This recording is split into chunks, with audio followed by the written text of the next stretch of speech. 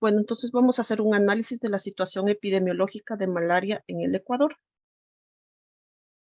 Primero vamos a ver la malaria en el mundo. Y primero vamos a ver qué es la malaria. Bueno, la malaria, también conocida como paludismo, es una enfermedad causada por un parásito Plasmodium, el cual es transmitido por la picadura de un mosquito que se encuentra infectado, que es del género Anopheles. Los síntomas de esta enfermedad, los más comunes son fiebre, sudoración, escalofríos, vómito, puede ir acompañado o no de dolor de cabeza, y estos aparecen de 10 a 15 días después de la picadura del mosquito. Los parásitos Plasmodium más conocidos o los que más afectan, sobre todo aquí en el Ecuador, es el Plasmodium vivax y el Plasmodium falciparum, siendo esta del Plasmodium falciparum, perdón, la más letal, que si no es tratada a tiempo podría tener serias complicaciones renales, cerebrales, inclusive hasta la muerte. Vamos a ver la malaria en el contexto mundial. Según el último informe de la malaria del 2022, se ha visto que la malaria hubo un aumento entre el 2020 y el 2021, aunque este no fue significativo, fue en una forma más lenta a comparación de los otros años.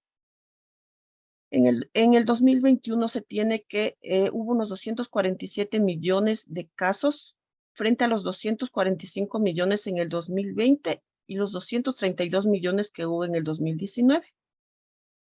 No hubo también igual un aumento de muertes en el 2021.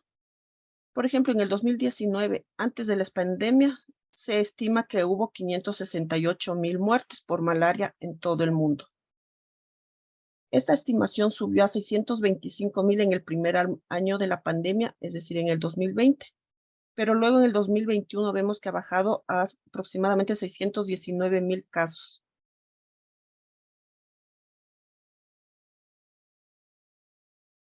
Millones de casos de muertes y de aumentos de casos han sido evitados. Se estima que en el 2020 se evitaron 177 millones de casos de malaria, así como 940,000 muertes y otros 185 millones de casos y 997 muertes en el 2021. Como podemos ver, en comparación con la carga estimada, las tasas de incidencia y mortalidad en los casos, si se hubiera mantenido igual que el año 2020, hubieran sido súper más altas. Pero podemos ver que fueron más lentas, incluso se detuvieron en algunas partes, sobre todo en la muerte, que es lo que nos eh, da un poco más de tranquilidad, digámoslo así. Las regiones más afectadas por la malaria es el África. El 95% de todos los casos de malaria en el mundo se encuentran en esta región, que son aproximadamente 234 millones. El 96% de todas las muertes por malaria se encuentra justamente igual en esta región, que estamos hablando alrededor de 593,000 muertes. Casi el 80% de todas las muertes por la malaria en la región se presentan lastimosamente en niños menores de 5 años. Como podemos ver aquí en estos pasteles, podemos ver las tendencias en todos los países y de las regiones, y vemos que en la región de las Américas, por ejemplo, se representa el 0,2% de los casos de malaria en el mundo. Vamos a ver ahora la malaria, cómo se presenta en la región de las Américas. 3 países de la región de las Américas son los que tienen el 79 por ciento de todos los casos en esta región, los cuales son Brasil, Colombia y la República Bolivariana de Venezuela. El total de casos de malaria en este año 2021 vemos que se redujo en un 60%, es decir, 1,5 millones que tenía en el 2020 a 0,60 millones en el 2021. El total de muertes de malaria igual se redujo en un 64%, de 919 a 334. 3 países aquí en la región de las Américas ahora han sido ya declarados o certificados por la OMS como libres de malaria. Entre estos tenemos Argentina, El Salvador y Paraguay. En el 2021, Belice notificó también 0 casos autóctonos de malaria por tercer año consecutivo.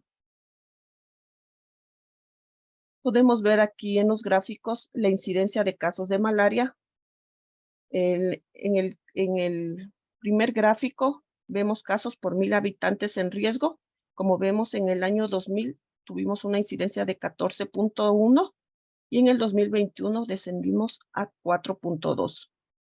Igual que la tasa de mortalidad, por cada 100,000 habitantes en riesgo, en el 2000 nosotros tuvimos 0.8 de incidencia y vemos que en el 2021 bajó a 0.2 en toda la región de las Américas. Aquí podemos ver la tendencia de los casos en todos los países de la región de las Américas y, como dijimos en el inicio, Venezuela, Brasil y Colombia son los países que más casos reportan, mientras que el Ecuador, como ustedes le ven, está en el 11º lugar de casos que reporta malaria.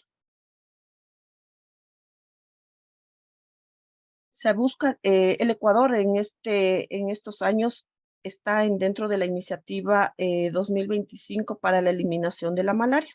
Es un logro que el país está ahorita en la meta que queremos alcanzar, es la eliminación hasta este año, entonces se está trabajando fuerte en cuanto a esto. Vamos a ver la epidemiología de la malaria ahora en el Ecuador. Como podemos ver desde el 2015 al 2022, las tendencias como ha ido presentándose los casos de malaria, tanto de las especies autóctonas como de las importadas. Y en el 2022 podemos ver que tenemos un descenso del 36% de casos autóctonos, igual de los importados. Podemos ver también que de los autóctonos tenemos un 86.60% que pertenecen a Plasmodium falciparum, mientras que un 13.40% pertenecen a Plasmodium vivas, mientras que en los importados es lo contrario. Tenemos el 57.14% que pertenece a Plasmodium falciparum, mientras que el 42.86% pertenecen a Plasmodium importados. Aquí podemos ver un mapa de estratificación de malaria. En el Ecuador hasta el 2022 tenemos 47 focos de transmisión de malaria, el 61% de los cuales están activos y el 39% son residuales no activos. Hay 20 distritos con transmisión de malaria en los últimos 3 años, de los cuales 12 distritos tienen focos activos en el 2022. Podemos ver que los focos activos, que son los que están en color rojo, se encuentran principalmente en la región de la Amazonía. También tenemos en el norte de la región del litoral y tenemos en la región interandina, en las regiones subtropicales.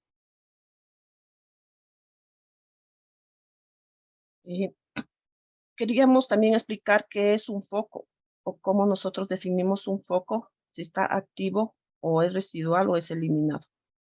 Entonces, un foco de malaria es una zona definida o circunscrita situada en una área que es o ha sido malárica y en la que se dan los factores epidemiológicos y ecológicos necesarios para la transmisión de la misma. El interés de tener un foco es caracterizar y delimitar un foco para implementar las intervenciones necesarias y poder interrumpir la transmisión o prevenir el restablecimiento de esta transmisión. Los focos se clasifican en activos, residuales, no activos y eliminados. ¿Qué es un foco activo? Un foco activo es cuando la transmisión es permanente. Cuando se han detectado casos de contagio local, es decir, cuando hemos tenido ahí casos autóctonos durante el año calendario en curso. En cambio, que estamos hablando de un foco residual no activo, cuando la transmisión se interrumpió hace poco de 1 a 3 años. El último caso o casos de contagio local de autóctonos se detectó en el año calendario anterior hasta los 3 años antes.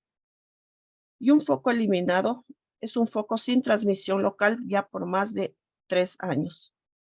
que no ha habido ya ningún caso adquirido localmente por más de 3 años y solo se registran casos importados, inducidos, recaídas o recrudescencias durante el año calendario en curso. La morbilidad aquí en el Ecuador en el año 2022, podemos ver que las provincias que más se concentraron los casos, por ejemplo, de Plasmodium viva son en Morona, Santiago con el 33%, Orellana con el 27%, Pastaza con el 23%, Sucumbíos con el 11% y en Cotopaxi tuvimos un 6%. Mientras que por Plasmodium falciparum, la provincia de Esmeraldas es el que concentra el mayor porcentaje en un 60%, seguido por Morona, Santiago un 37%, Pastaza en un 3% y Santo Domingo de los Áchilas un 0.51%. Podemos observar las tendencias de los casos autóctonos de malaria desde el 2021 hasta el 2023. Esto hicimos un corte hasta la semana epidemiológica de 16 y podemos ver que en este año 2023 la tendencia es súper menos comparada a los años anteriores, que es el que está aquí de la línea roja.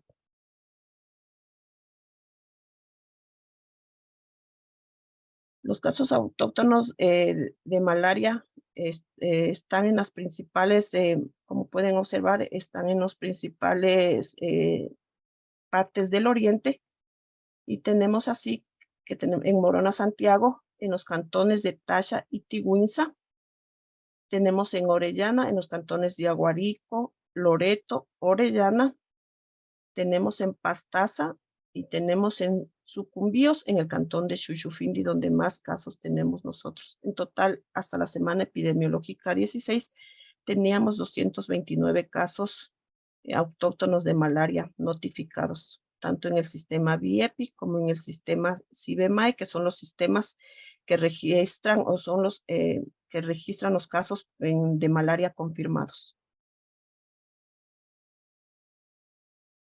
Podemos ver que los casos de malaria en el Ecuador se da en los grupos poblacionales de 20 a 49 años, seguido por los de 1 a 4 años, y siendo en los hombres un poco mayor que se han visto en este año.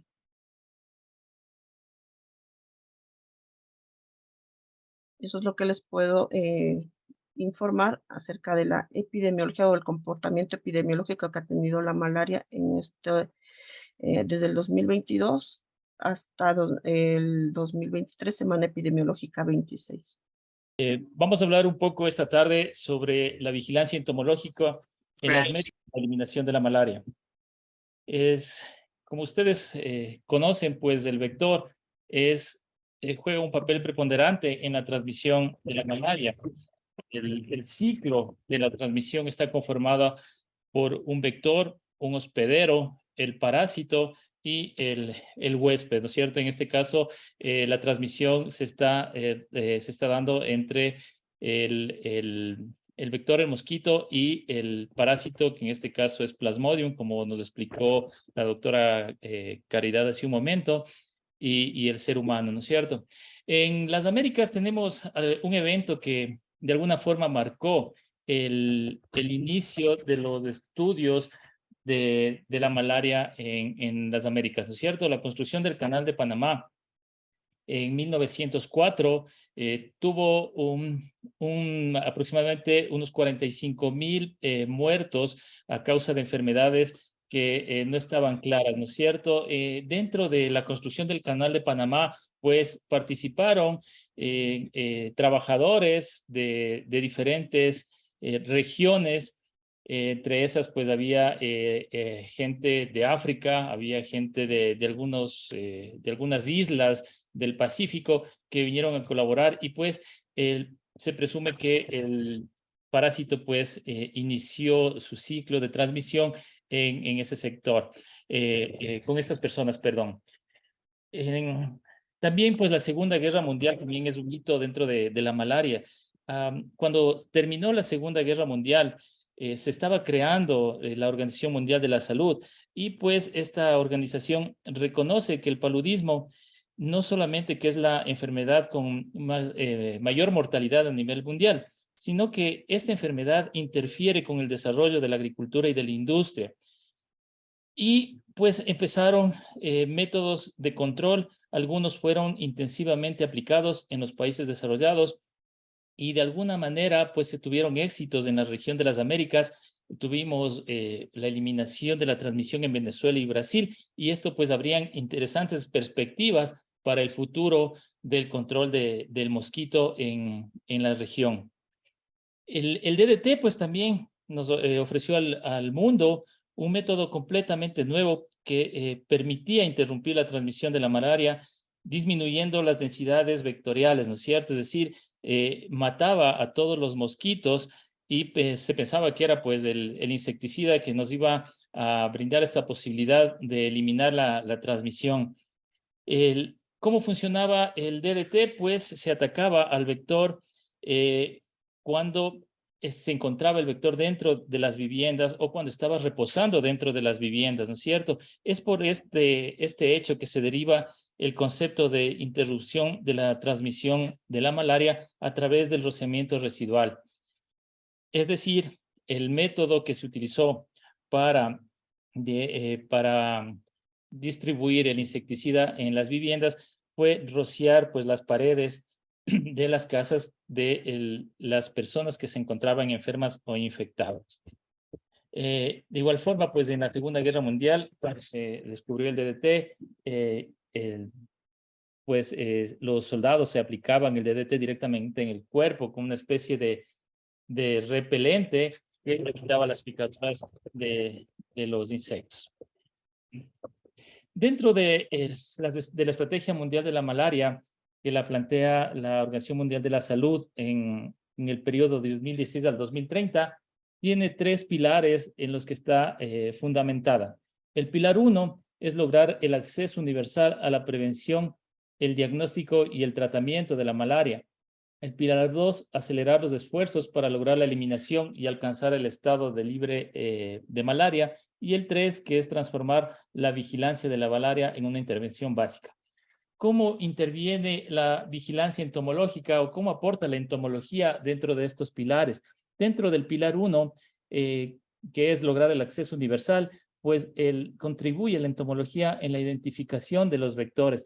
Es necesario conocer la identidad del mosquito que se encuentra en una región para poder prevenir la transmisión, ¿no es cierto? Y de esta forma, pues, contribuimos a mejorar la salud de las personas que se encuentran en ese sector. Dentro de este pilar también lo hemos ubicado la vigilancia de la resistencia a los insecticidas.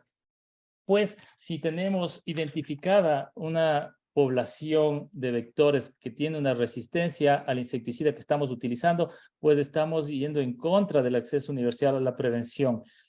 De igual forma, la transmisión residual, es decir, no en todas las localidades, en todos los focos, el vector primario es el culpable, por decirlo así, de la transmisión, sino que existen otros vectores, es decir, otras especies del mismo género que se encuentran incriminadas y pues son las que están causando la transmisión de la malaria. En el pilar 2, para poder acelerar los esfuerzos para lograr la eliminación, necesitamos focalizar el control de los vectores de la malaria y pues la entomología y la vigilancia entomológica nos permiten contribuir en este pilar.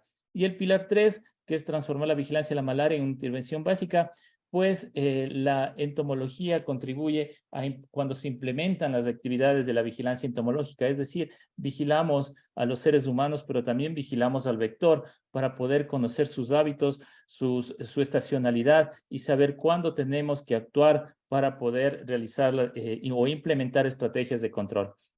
Todos estos pilares tienen 2 elementos de apoyo.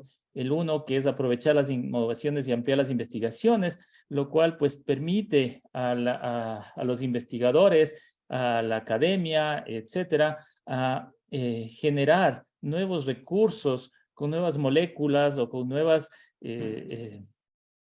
estrategias que nos permitan mitigar o disminuir las poblaciones vectoriales. Y pues el elemento de apoyo 2, que es el fortalecimiento del entorno propicio, es decir, la comunidad, cómo la comunidad reacciona y cómo la comunidad contribuye para poder implementar y o disminuir las poblaciones vectoriales. Los objetivos principales de la vigilancia entomológica los hemos definido en 5. El primero, caracterizar la estratificación de riesgo. Como ustedes observaron en la presentación anterior, pues en el país ya tenemos caracterizada la estratificación del riesgo. Pues lo vamos a desglosar un poquito más adelante. El segundo es monitorear la bionomía de los vectores. Es muy importante conocer el comportamiento de los vectores, pues no todos los vectores se comportan de igual forma en todas las regiones ni todas las especies. El tercero, evaluar la resistencia a los insecticidas, es decir, los insecticidas que estamos utilizando para el control vectorial están dando resultados o no, y si no están dando resultados, tal vez puede deberse a que ya las poblaciones tienen una resistencia a esa molécula. El objetivo 4, identificar las amenazas de las intervenciones de control vectorial, es decir, cuáles son los nudos críticos que se pueden presentar para poder realizar una intervención. Y el 5, supervisar la cobertura y la calidad de las intervenciones. Todos estos son objetivos que los debería resolver o los debe resolver la vigilancia entomológica. Y respecto al primer objetivo, es muy importante caracterizar la receptividad para guiar la estratificación y la selección de las localidades donde se deben intervenir. Como ustedes ya lo vieron, pues este es un mapa un poco desagregado del que presentó la doctora Caridad hace un momento, y de igual forma, como ustedes pueden ver, los focos están restringidos hacia la parte amazónica de nuestro país, pero también tenemos ciertos focos que se han presentado a lo largo de los años en la costa ecuatoriana, y tenemos uno en el borde entre la sierra y la costa, ¿no es cierto? Para poder caracterizar, estratificar, pues necesitamos contar con la información sobre los casos autóctonos, es decir, la epidemiología contribuye a esta información, pero también necesitamos información sobre el riesgo de la importación del parásito, ¿no es cierto? Es decir, cómo está la migración, de dónde está viniendo, de dónde están migrando las personas, si es que en los países de donde son originarios existe o no existe presencia de malaria, etcétera. Información sobre la receptividad, es decir, tenemos el vector y este vector es capaz de transmitir al parásito o no, y la información geográfica local lo más desagregada posible, como claramente lo explicó la doctora Caridad, tenemos la información hasta distrito, al nivel de distrito.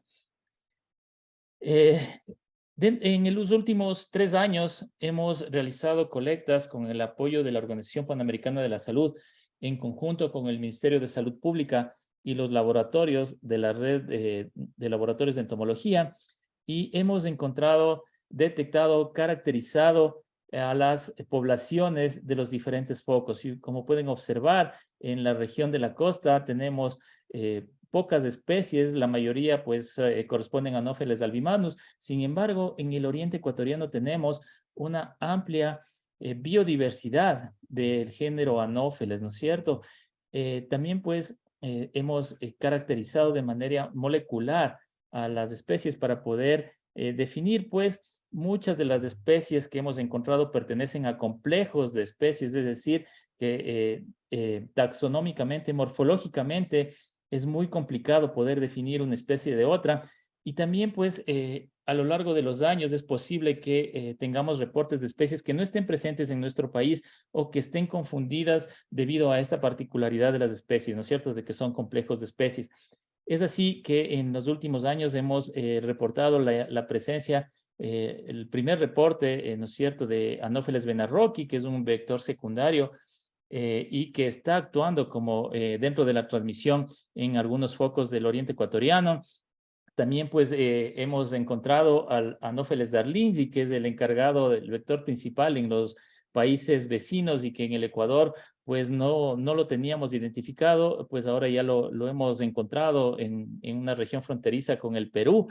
Y así varios otros vectores. Hemos encontrado también, por ejemplo, en Cotopaxi, un vector que estaba restringido a la Amazonía, pues y ahora tenemos Anopheles triannulatus, perdón, en esmeraldas, presente en esmeraldas, es un vector que no debía estar en esmeraldas, ¿cierto? Entonces, esta es la importancia de la entomología para poder definir y mejorar o sea, guiar la estratificación y mejorar la focalización del control vectorial.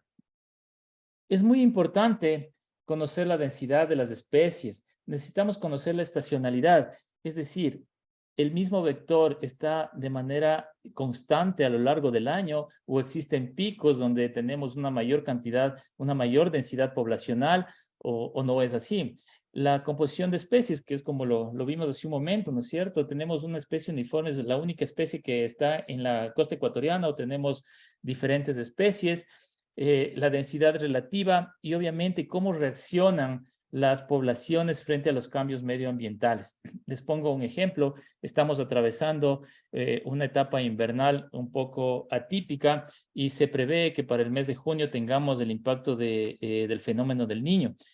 Estas inundaciones que se están produciendo en la costa ecuatoriana, lo que van a provocar el momento en que disminuyan, que bajen las aguas, ¿no es cierto?, es tener mejores, nuevos espacios para reproducción de anófeles, ¿no es cierto? Entonces, posiblemente empecemos a encontrar anófeles en localidades en las que no teníamos presencia anteriormente. Es por esto que es importante y necesario mantener la vigilancia entomológica en el país. Es muy importante conocer la densidad relativa y la estacionalidad. Aquí les he puesto un ejemplo de un estudio que se hizo en Venezuela. En la línea constante, pues podemos observar el nivel de lluvias que se presenta a lo largo de un año, desde septiembre hasta diciembre del siguiente año. Y podemos observar la presencia de dos especies, Anopheles arbitarsis y Anopheles brasilensis, ¿no es cierto? Las dos especies coexisten, algunas incrementan su densidad poblacional una vez que baja el pico de las lluvias. Sin embargo, es muy importante esta particularidad que a partir del mes de abril dejamos de tener la presencia de Anopheles brasilensis y tenemos únicamente una especie que se está manteniendo activa. Y de igual forma, la densidad poblacional pues aumenta una vez que las lluvias han descendido, ¿no es cierto? Siempre después de un pico elevado de lluvias tenemos un aumento de las densidades poblacionales, que es más o menos lo que nos va a pasar o estaríamos pensando que podría pasarnos en el país, en las zonas que se están inundando. Es por eso que es muy importante conocer la estacionalidad de las especies y obviamente esta estacionalidad va a variar de localidad en localidad. No en todas las localidades se va a mantener esta misma frecuencia. Respecto a la vigilancia de la resistencia, pues hemos monitoreado la vigilancia, la resistencia a los insecticidas en varios de los focos en los que hemos tenido la oportunidad de realizar las colectas y como ustedes pueden observar en la zona sur especialmente y en algunas partes de la costa ecuatoriana y apenas una en el oriente, tenemos resistencia presente a la deltametrina. La deltametrina pues es el insecticida que se utiliza para el rociado residual. Y pues en los focos más internos de la Amazonía tenemos resistencia y también pues en algunos otros puntos del Ecuador hemos encontrado que hay una susceptibilidad al insecticida. Es por eso es que es muy necesario mantener esta vigilancia de la resistencia, ¿no es cierto? Porque esto nos permite determinar qué ¿qué vamos a utilizar para el control vectorial? ¿Cuál es la estrategia que vamos a utilizar para el control vectorial? No necesariamente debe ser una estrategia de control químico. Si es que ya tenemos una resistencia, pues deberíamos buscar nuevas metodologías o nuevas moléculas que nos permitan disminuir a las densidades poblacionales en estas regiones. También es importante conocer la composición y el comportamiento de los vectores, y esto pues también es un trabajo de la entomología. Conocer los criaderos de las larvas, dónde se están reproduciendo las larvas de los anófeles, ¿no es cierto? Hemos encontrado pues en Capaui, por ejemplo, encontramos en los bordes de las lagunas, y pues aquí tenemos una casa, por lo tanto, el mosquito emerge de la pupa y tiene su fuente alimenticia inmediatamente. También lo hemos encontrado en huachirpas, los encontramos en pantanos y también lo hemos encontrado en piscinas. en estos sectores de Huachirpas y de algunas localidades del oriente ecuatoriano, las localidades en algún momento fueron capacitadas para tener un medio de consumo y de subsistencia, y se hicieron piscinas para cría de pescados, de peces. Estas piscinas pues están deshabitadas, no fueron funcionales, no están siendo utilizadas, y toda la vegetación que crece en las orillas de las piscinas sirven como una fuente de alimento para las larvas de anófeles, y es donde encontramos la mayor densidad de los vectores en estadio inmaduro. Esto nos permite, pues, nos permitiría poder tomar una estrategia que esté enfocada a controlar estos criaderos, ¿no es cierto? Por ejemplo, en el tema de las piscinas, si se realiza comunitariamente la limpieza de los bordes de las piscinas, pues vamos a disminuir las densidades poblacionales.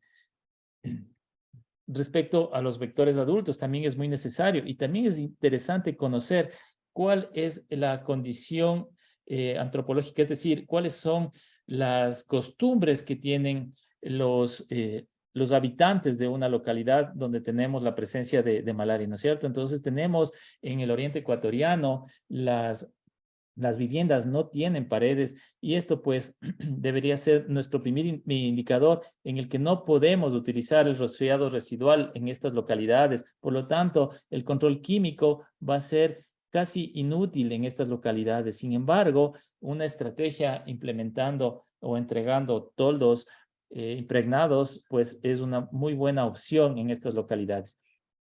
Sin embargo, también se tiene que tomar en cuenta las actividades culturales de los pobladores, ¿no? Por ejemplo, en la mayor parte de las localidades, las horas de picadura de los anófeles se encuentran entre las 6 a 10 de la noche. Sin embargo, en algunas localidades del oriente ecuatoriano, cuando los pobladores, por sus costumbres, se reúnen a las 4 de la mañana a ingerir una bebida, es cuando los vectores han modificado su comportamiento para tener su hora de actividad y de picadura mientras sucede esto. Entonces, si es que las casas no tienen paredes, si entregamos toldos, pero el vector cambia su comportamiento para adaptarse al humano, entonces estas estrategias quedan inválidas, ¿no es cierto? Es por eso que es tan importante el conocer el comportamiento de los vectores, y eso pues lo hace la vigilancia entomológica.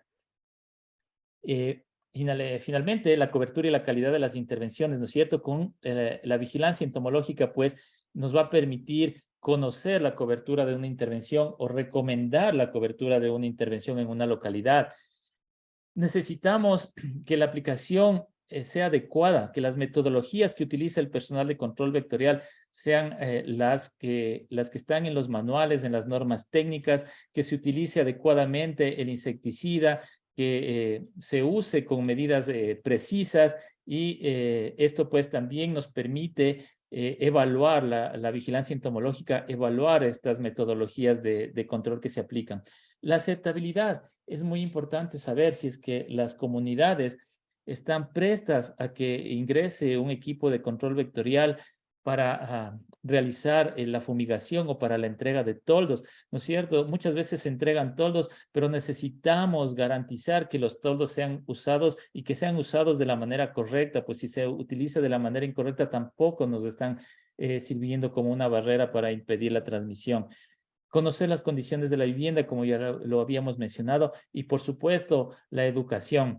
Necesitamos que los pobladores se integren, se empoderen de todo el conocimiento de la transmisión de la malaria, para poder contar con el apoyo de la población para disminuir la transmisión. El control vectorial y la vigilancia entomológica nos permiten generar indicadores entomológicos, ¿no es cierto? El primero, pues, es con el control vectorial y la vigilancia entomológica podemos elaborar estrategias de prevención y control a partir de esta información. Nos va a permitir tomar decisiones operativas, es decir, si conocemos la identidad del vector, si conocemos la estacionalidad, en qué fecha, en qué año, en qué mes está presente el vector, pues vamos a poder tomar decisiones operativas para poder ingresar y disminuir las densidades poblacionales. Las frecuencias de intervención. Las poblaciones están presentes una sola vez al año o tenemos 2 picos estacionales. ¿Cómo está funcionando el vector, ¿no es cierto? La bionomía. Y esto pues también nos va a permitir planificar las frecuencias de nuestras intervenciones. Determinar las áreas de riesgo, conociendo la identidad del vector, pues no todos son vectores activos, entonces necesitamos saber dónde está y junto con la información epidemiológica determinar las áreas de riesgo y pues todo esto nos va a permitir elegir la metodología más adecuada. Si conocemos cómo es el comportamiento del ser humano, cómo son sus viviendas, dónde están los criaderos de los vectores, cuáles son los vectores que están presentes, existe la transmisión o no existe la transmisión en una localidad, esto pues nos va a permitir elegir metodologías adecuadas. Finalmente, es un trabajo que se hace en conjunto para poder llegar a cero malaria, la participación comunitaria, la participación de los laboratorios de entomología y pues obviamente de todo el personal de salud que está en los focos de las unidades de salud, pues es muy importante contar con su colaboración para poder ingresar a las comunidades, tener aceptación en el ingreso, hacer las colectas. En el caso cuando se ponen las trampas, pues garantizar que los pobladores no se lleven las trampas, sino que estén en conocimiento de lo que hace la trampa y que no les va a afectar a ellos. Y pues entre todos dar recomendaciones para poder mejorar las condiciones de vida en los pobladores. Muchas gracias. Como ya nos habían adelantado María Caridad y Diego, pues sabemos que el Ecuador es un país que ha tenido la malaria dentro de sus problemas de salud desde hace mucho tiempo. La primera vez que se nos ofreció por parte de OPS el poder certificarnos como el país que eliminó la malaria fue hace aproximadamente 10 años, fue en la Corte del 2020, en la cual no se pudo lograr el hito por un tema de mala articulación a la hora de que se cerró el SNEN. Realmente el SNEN se encargaba de todo esto, hubo un mal traslado de actividades y pues eso provocó un aumento, como bien había mostrado María Caridad al inicio, desde el 2015 aproximadamente hasta este año que ha habido una disminución del 35%. Bueno, en ese caso hemos ido realizando varias actividades. La primera de ellas fue crear el plan estratégico de eliminación de la malaria y prevención de su restablecimiento en el Ecuador, que en este caso era de 2022-2026. Este plan fue creado en conjunto con OPS, con los distritos, con INSPI, y fue presentado como un plan para generar un proyecto. Lastimosamente, para empezar en el 2022 no se consiguieron los fondos, pero sin embargo fue postergado su inicio para el 2023. No obstante, en el tema de trabajo, pues hemos venido elaborando ciertos planes estratégicos, que ha sido la clave principal y ha sido un trabajo de los distritos como tal, porque es un trabajo humano el tener en sí bien consciente el hecho de cuántas pruebas rápidas tenemos, cuántos medicamentos, tomando siempre en cuenta la estrategia del DTIR, que es diagnóstico, tratamiento, investigación y respuesta. Entonces, todo eso se ha venido trabajando en conjunto con los distritos. Si algo nos ha dejado de algo de bueno nos ha dejado la pandemia es el tema de que ahora las reuniones virtuales son mucho más fáciles. Entonces, este fue el primer paso para poder crear el proyecto. Las actividades realizadas en este aspecto, pues obviamente, las hemos dividido en 4 grandes pilares. Está el diagnóstico y tratamiento, que como verán es un poco más de 2,5 millones el que se está invirtiendo. En esto va el tema del cambio de la red de microscopía, la adquisición de pruebas rápidas. Muchas veces se comete el error de pensar que las pruebas rápidas, a pesar de que tienen una certeza del 98%, pueden llegar a cubrir el trabajo de un microscopista, lo cual no es cierto. No es cierto porque también es el tema humano y el tema de la parasitemia lo que nos está interesando. Y con una prueba rápida yo no puedo en sí el hecho de sustituir o ver la parasitemia. En pro de eso, pues estamos ahorita en el tema de adquisición de microscopios. Se ha trabajado de la mano con INSPI para ver cuáles son los microscopios que mejor se adaptan al tema de la Amazonía. Es más, se recibió una donación el año pasado por parte de OIM, que fueron cerca de 80 microscopios, que a pesar de que fueron avalados por las autoridades de INSPI en ese momento, han tenido algún cierto problema a la hora de las luces, que son muy intensas y eso termina cansando el personal. En estos nuevos microscopios, que están alrededor de 230 microscopios para este año, estamos trabajando para que esos pequeños detalles se vayan puliendo y así poderle dar la herramienta de trabajo al personal. También está el tema de insumos de laboratorio. Cuando se cerró el SNEN, lamentablemente el personal de la red de microscopía estaba anclado a centros de salud, porque como vemos el tema de la malaria se da en zonas muy alejadas donde muchas veces no hay un laboratorio como tal. Entonces, perdón, entonces se anclaron a los centros de salud. Se cierra el SNEN y no hubo el presupuesto adecuado como para brindarle a la red de microscopía los insumos que necesitaban. Este año ya empezamos con la adquisición de insumos de laboratorio. Se estará dando a toda la red nacional de microscopía de malaria, tanto los laboratorios intermedios como los puntos de toma de muestras, los microscopistas de territorio, y todo eso serán cubiertos por parte del proyecto.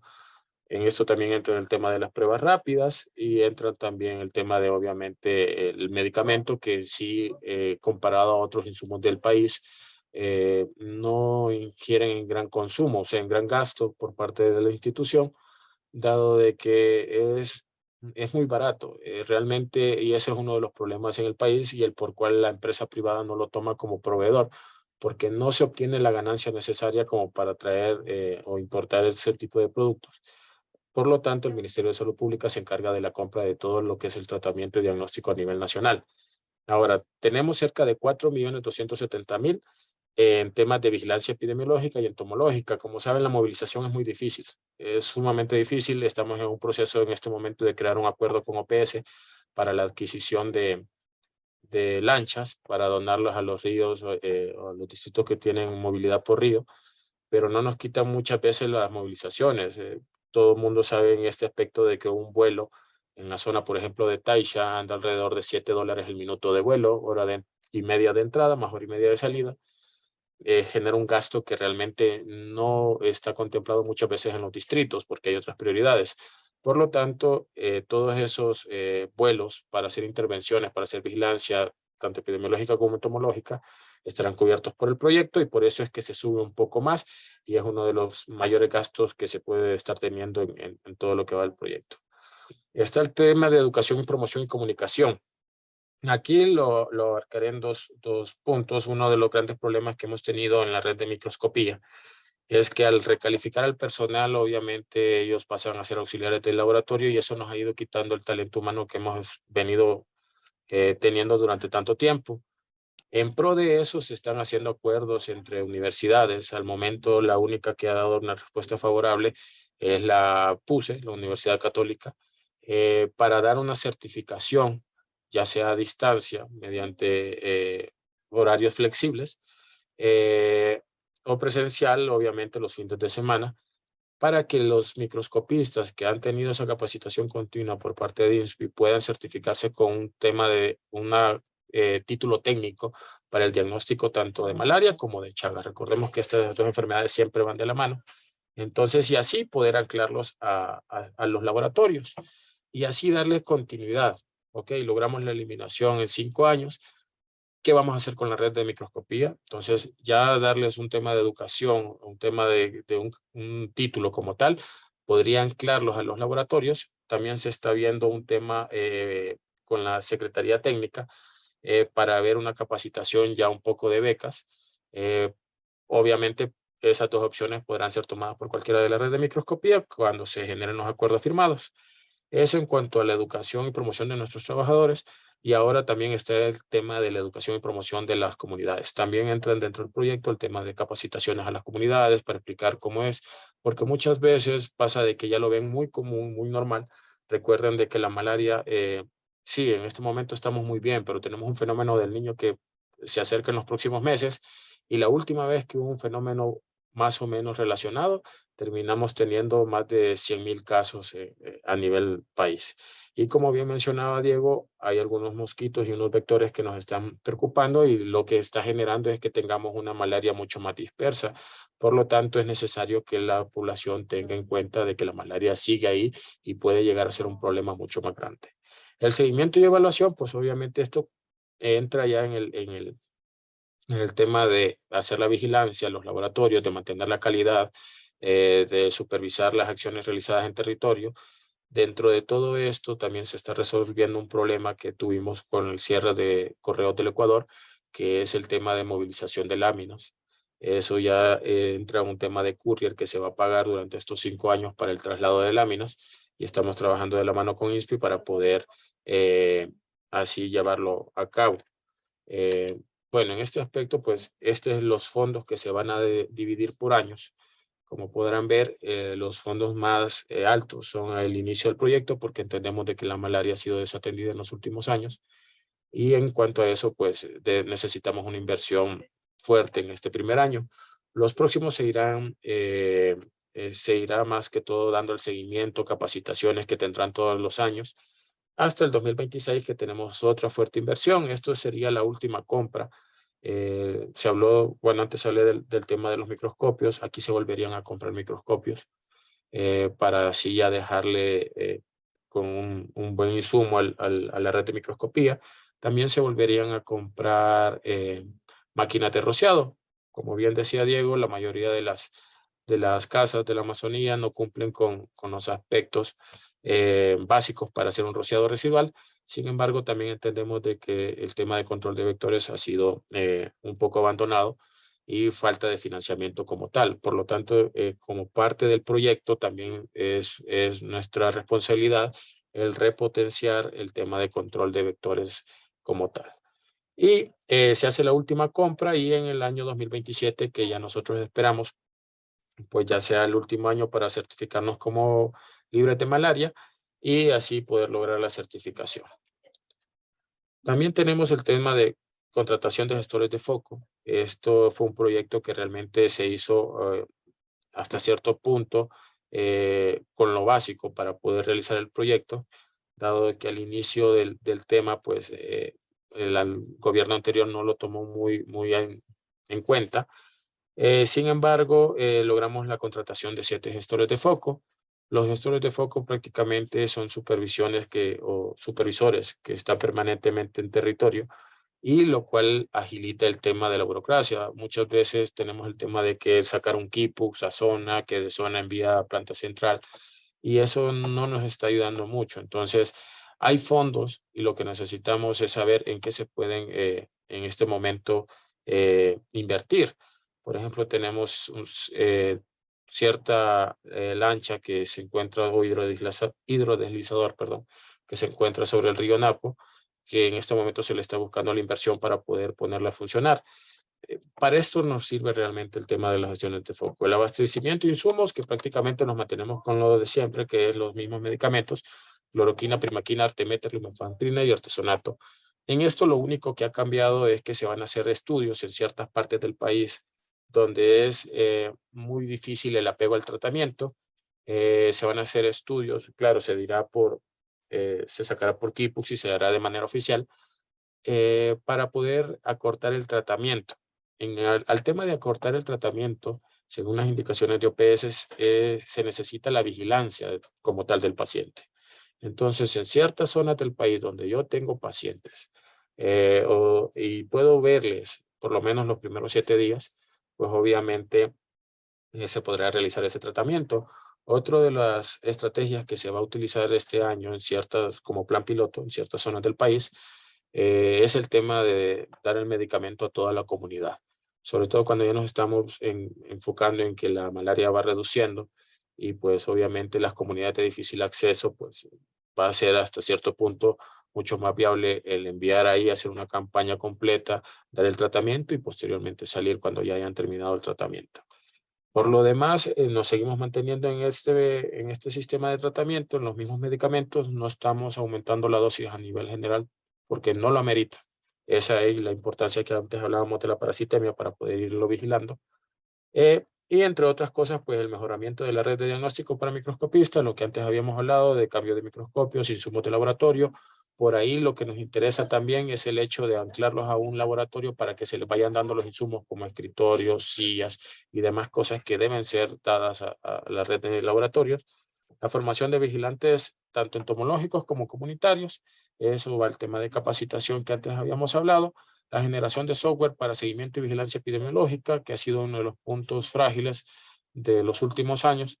Ya se está implementando, ya se está gestionando y pronto vamos a poder tener un sistema mucho más detallado. Recordemos que al terminar este proyecto nos van a auditar tanto económicamente como para la certificación. Por lo tanto, tener un buen sistema de información es lo primordial en este aspecto y obviamente no podemos tener un solo sistema que es el oficial como el que está manejando la Dirección de Vigilancia Epidemiológica, sino que también tenemos que tener un sistema alterno y paralelo que nos vaya diciendo si vamos teniendo un infrarreporte o un subregistro, como es el CIBEMAE. El control de vectores, aquí obviamente estamos encaminados, como antes explicaba Diego, ver cuál es la estrategia que mejor se utiliza. Si yo no puedo utilizar el tema del rociado residual porque la casa no cumple con las paredes completas, pues se utilizaría un toldo. Estamos en pro también de crear afiches para que la gente tenga la conciencia de utilizar bien el toldo, que no terminen utilizando el toldo como red de pesca, como red para porterías o como corral muchas veces de aves, sino que lo utilicen como es debido. Para eso ya se implementó cerca de $10,000 en calendarios que se dieron este año y pues obviamente estamos en poder de poderle reforzar esa estrategia como tal. Quizás en ese aspecto estamos viendo el tema de darle el material al personal del distrito para que deje colocado el toldo. Entonces es parte de eso también del proyecto. Las pruebas rápidas y los insumos de laboratorio que antes hablábamos, el entrenamiento de ellos. Y bueno, en el tema de diagnóstico, yéndonos por el tema del DTIR, pues hasta el momento tenemos la donación de 80 microscopios a la Red Nacional de Microscopistas, la capacitación de 230 microscopistas. Este año se realizarán 2 capacitaciones, la adquisición de insumos de laboratorio, adquisición de pruebas de diagnóstico rápido y la capacitación en salud de los promotores de salud. Esto en todo lo que aplica la D del DTIR. También tenemos el tema la T de tratamiento, que es la adquisición del tratamiento a nivel nacional. Recordemos que nosotros le damos el tratamiento al IES, al ISFA, ISPOL y demás red privada o pública del país. Entrega a promotores de salud. Esto ya está avalado. Ya en la próxima semana saldrá un lineamiento en el cual los promotores de salud como tal pueden hacer la entrega del medicamento, no la receta. La receta siempre tendrá que ser por parte del distrito, pero la mayoría de los promotores pues ya pueden hacer la entrega directamente al tratamiento con el OK por medio de una red social o de red de comunicación de algún médico del distrito. Entonces, la entrega de medicamentos para malaria grave, este es un medicamento que realmente no se consigue. El ministerio no ha podido realizar la compra por el tema de que compramos muy poco. Y sin embargo, se está consiguiendo mediante donación y eso se está dejando en los hospitales específicos para que puedan tener a su disposición. La vigilancia para resistencia al tratamiento, esto parte de la capacitación de los microscopistas y darle las herramientas. Se harán los estudios adecuados. Ya hemos tenido estudios en cuanto a parasitología que nos han comprobado que al momento los brotes, que eso era un tema sabido también, que al momento de los brotes que hemos tenido en Esmeraldas han sido brotes que han bajado de Colombia. Estaba escuchando al doctor Wilfrido hace poco con ese tema de la migración irregular y pues ahorita se está planteando un proyecto entre los países, tanto Colombia como el lado de Perú. Sin embargo, al momento, pues la zona de Esmeraldas nos está dando por lo menos esa alegría. La zona de Esmeraldas el año pasado tuvo alrededor de 34 casos. El anterior a ese año tuvo 190 y algo, una disminución del 60%. Y este año va alrededor de 4 casos, hasta por lo menos en el primer trimestre. Entonces la tendencia a la baja sigue y también nos está demostrando que es un tema, si bien no del Ministerio de Salud Pública, lamentablemente, pero de que al controlar los horarios del vector, podemos en este caso pues disminuir la malaria. En el caso de Esmeraldas pues lamentablemente es un tema de inseguridad. La gente no está saliendo temprano ni tarde por el tema de inseguridad. Pero eso nos ha llevado al tema de tener una disminución en los casos de malaria en Esmeraldas. Bueno, la capacitación en tratamiento y diagnóstico a personal de salud. En este caso nosotros hemos tenido acercamientos con las petroleras por un acuerdo firmado con el Ministerio de Minas y Petróleos. Y en todas las petroleras, tanto privadas como lo que es Petroecuador, se ha autorizado la capacitación del personal. Lo que antes hablábamos de los microplanes en los distritos, van a comenzar a hacer los microplanes también por parte de los médicos de salud, perdón, los médicos de las petroleras. Y entonces eso nos amplía la red nacional como tal. Esa foto pequeña que ustedes verán abajo a la izquierda es una capacitación que se le estaba dando a un promotor de Plus Petrol en la coordinación zonal 3. Por lo tanto, son actividades que ya se están realizando como tal. Las intervenciones de los focos de difícil acceso, las capacitaciones para diagnóstico del personal por la salud de petroleras que antes hablábamos, y la búsqueda de casos reactivos en comunidades de difícil acceso en la Amazonía que hasta el momento se han estado realizando. Se está invirtiendo también en el tema de ciertas lanchas comunitarias. Muchas veces cuando yo no tengo un centro de salud, por ejemplo en Piguirí, yo no tengo un centro de salud como tal, por lo tanto comprar una lancha no tendría dónde anclarla. Sin embargo, la comunidad tiene una lancha comunal y es una lancha que está muy mal de estado y ya se están haciendo las gestiones para pasarle y que sea reparada por parte también de cooperación con OPS. Bueno, en respuesta tenemos la entrega de toldos impregnados a las comunidades con focos activos. Hasta el momento hemos invertido full en el tema de toldos, sobre todo desde que OPS nos ha abierto la puerta. Realmente el tema de toldos al comprarlos por mercado nacional, por subasta inversa, pues andaba con un precio de alrededor de $12, $15 el toldo como tal, dependiendo de la cantidad que comprábamos. Sin embargo, comprando la misma cantidad por OPS, pues llegamos a un precio de $2.50, lo cual nos ayuda a poder comprar mucho más el tema de toldos y poder abastecer y optimizar los recursos del Estado. La supervisión de las actividades distritales continuas desde planta central, que también se está llevando en eso, estamos bajando continuamente. Ahora también los gestores de foco que estarán en sus distritos son una extensión de planta central. Y el tema de control de vectores, que estamos en el tema de la compra de maquinaria, a pesar de que no se puede hacer compras dirigidas por el tema de marcas, pues estamos en pro de hacer la compra de Hudson, que sabemos por los comentarios del personal de control de vectores, que es el que más se ha utilizado, el más aprobado por ellos. Esa fue una donación que se realizó al distrito de Esmeraldas por parte de OIM. Entonces, ya sea por el tema de donaciones y en este caso de este año por el tema de adquisiciones del proyecto, pues eso será una necesidad que se solventará. Ahora, la hoja de ruta de este año, las actividades las hemos dividido en 3. La primera, que es el tema de fortalecer diagnóstico precoz y seguimiento de todos los casos conforme a la normativa nacional para la correcta aplicación de medidas de intervención. Esta es el tema de capacitaciones, edición de manuales que ya van a salir el próximo mes, investigaciones operativas, supervisar la sospecha de malaria, porque obviamente siempre está el pendiente de si no hay un silencio epidemiológico. Entonces, todo eso son las actividades y los responsables que llevarán a cabo y obviamente las fechas que están a su lado derecho. Las actividades competentes. En tema 2, pues es fortalecer la vigilancia epidemiológica y entomológica para orientar la toma de decisiones que permitan interrumpir la transmisión vectorial y aplicar de manera eficiente y sostenida las medidas de su prevención y reintroducción. Por ejemplo, antes Diego hablaba de que podríamos tener brotes en los próximos años que se dieran en zonas donde antes no habíamos tenido, es más, en zonas donde ni siquiera tengamos personal de control de vectores. Es por eso la importancia del tema de enfocarnos en el tema de diagnóstico oportuno y el tratamiento que esté a disposición en todas las zonas. Es más, en Quito, que es muy poco probable, pues por la migración, al ser una capital, tenemos igual diagnóstico y tratamiento para todo el tema de los hospitales y saben a quién llamar. Promover la participación intersectorial e interinstitucional de la comunidad organizada para implementar las acciones previstas para la eliminación de malaria. Esta es una de las actividades que hemos llegado a hacer. Se ha negociado en ciertas zonas del país. Nosotros le damos los médicos rurales. Ustedes nos dan el tema del espacio físico para un consultorio. o nos dan un promotor y nosotros se los capacitamos.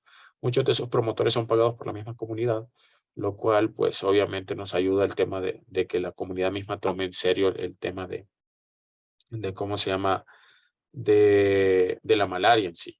Ahora, todo esto nos llevaría a una reducción del 40% de la transmisión con relación al 2022. Pero hay que tener en cuenta que según el proyecto, nosotros tomamos de base el año 2021, por lo que realmente este tema, gracias al esfuerzo que han tenido los distritos, lo hemos bajado de un 75%, que era el primer año, a un 40%. ¿Por qué? Porque el año anterior, como antes mencionamos, se bajó un 35% sin el tema del proyecto y por lo tanto ahora con todos los insumos esperamos bajar un 40% mínimo, si no es que más. Esto pues obviamente nos lleva al año 2024, que tendremos un fortalecimiento de la capacidad y tiempo de respuesta, abastecimiento permanente de medicamentos e insumos, la inclusión permanente de la comunidad y otros actores en las actividades. Recientemente se ha hecho una extensión del Comité de la Malaria, en el cual se ha invitado desde vicepresidencia a varios actores más para que puedan formar parte del comité y así poder llegar a las comunidades y crear las alianzas necesarias. Entre ellos están las comunidades y pueblos indígenas, está las FAE, el ISPOL, IES y otras entidades no gubernamentales que trabajan en esas zonas, como es el caso de SECOMET en Esmeraldas. Esto pues también nos lleva a los gestores de focos que lograrán articulación interinstitucionales y con actores claves que para apoyo de la estrategia. Esto en el 2024 nos lleva al 100% de casos menos. Sería nuestro primer año en el cual nosotros bajaríamos a un 0%. ¿Y qué pasa a partir de aquí? ¿Por qué el proyecto no se acaba aquí? Porque muchas veces nos hemos dado con el hecho de que logramos el 0% y nos confiamos. Y eso no puede seguir pasando. Por lo tanto, el proyecto tendrá 3 años, que es el 2025, 2026 y 2027, para el tema de evitar el restablecimiento de la malaria en el país, que ahí tendríamos que tener 0 casos autóctonos, focos activos de 2024 pasan a ser residuales o no activos. El sistema de alerta permitirá intervenir cada caso incorporado y prevenir la transmisión autóctona y 0 casos de transmisión autóctonas. Todos los focos activos pasan a ser eliminados como tal y el sistema de alerta para la prevención del restablecimiento. Estos se mantendrá por 3 años, lo cual nos lleva a estar vigilantes, a no olvidarnos de la malaria, a seguir dando los insumos y es por eso que queremos tener ciertas actividades para darle el mayor tiempo, el mayor lapso de tiempo para que ustedes sigan teniendo el apoyo, por ejemplo, el estar anclado a otros laboratorios para tomar en cuenta otras enfermedades como es el tema de Chagas, leishmaniasis, y así pues poder mantenernos en esos 3 años con 0 casos. Esto pues lograría el tema de la certificación. Esto es un logro como país, es un trabajo como tal de territorio. Hemos tenido las gratas sorpresas este año de encontrarnos con Quinindé, con La Maná, que fueron focos el año pasado, que tuvieron muchos casos y que al momento se mantienen en 0 casos en el primer trimestre. Y pues obviamente todo esto no se daría sin el trabajo distrital, que realmente es el personal el que se sacrifica. Esto por mi parte, muchas gracias por su atención